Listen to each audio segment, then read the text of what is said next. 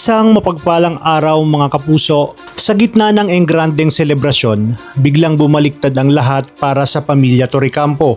Ang pangalan na matagal nilang protektahan, ngayon ay unti-unting nasisira dahil sa isang matinding eskandalo.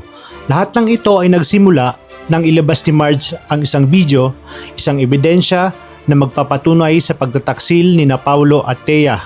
Sa halip na saya, napuno ng kahihiyan ang buong okasyon. Hindi na napigilan ni Marge ang kanyang galit.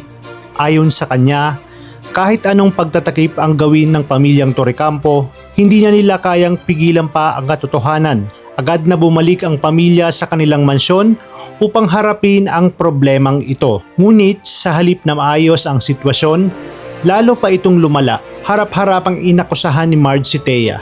Tinawag niya itong isang ahas, isang taong sumira sa kanilang pamilya.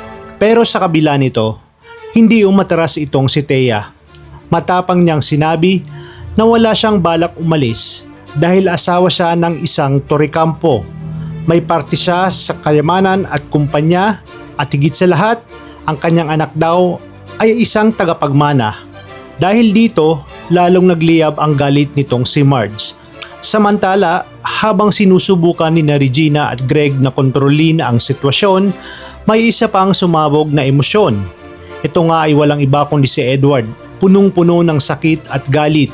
Sinabi niyang lahat ng mahalaga sa kanya ay inagaw ng kanyang kapatid na si Paulo, mula kay Marge hanggang sa kanyang sariling asawa. Ngunit sa halip na kampihan siya, ay pinagsabihan pa siya ni Greg na tumigil na mas lalong ikinasama ng loob nitong si Edward. At sa gitna ng kanilang pagtatalo, nasaktan pa siya ng kanyang sariling ama. Dito na pumagitna si Regina. Nagbabala siya kay Greg na kapag nasaktan pa si Edward, handa siyang iwan ito at dalhin ang kanyang anak na si Edward. Sa kabila nito, sinubukan ni Paulo na kausapin si Marge. Ngunit tila sarado na ang puso nito. Para kay Marge, hindi lang pagtataksil ang nangyari, kundi isang malaking pagwasak ng kanyang tiwala. Kahit anong pangako ni Paulo na magbabago siya, ay hindi na nga ito sapat. At dahil hindi niya na kayang makisama sa iisang bubong kasama sina Paulo at Thea, gumawa ng desisyon itong si Marge. Kung hindi pa aalasin si Thea, siya mismo ang aalis. Dadalhin niya ang kanyang anak at iiwan ang lahat sa mansyon. Nagmakaawa si Paulo, ngunit huli na ang lahat. Sa kabila nito ay mas malalim pa palang kinatatakutan si Paulo. Isang sekreto na kapag nalaman ni Marge ay maaaring tuluyang magwasak sa kanilang pagsasama.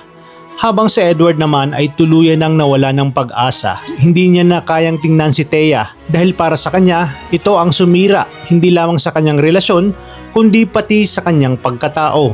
At sa lahat ng ito, si Marge ang tunay na nagdusa. Siya ang bumuhat sa pamilya noong sila ay lugmok na lugmok pa.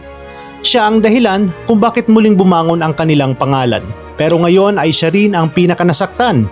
Sa gitna ng iskandalo, tanong ng lahat, may pag-asa pa bang maayos ang pamilya Torrecampo?